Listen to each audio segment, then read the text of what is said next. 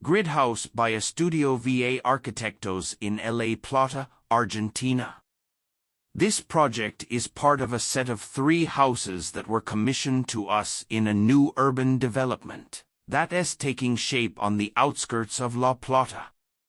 The morphology of this house is based on solid volumes where the bricks form a grid that breaks apart in certain places and allows the passage of light. The horizontality of the concrete acts as a hinge between the brickwork and the roof.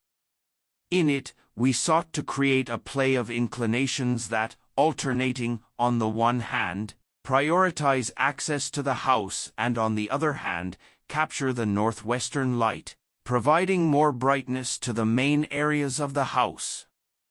Different types of patios primarily respond to the needs and characteristics of specific uses of the dwelling.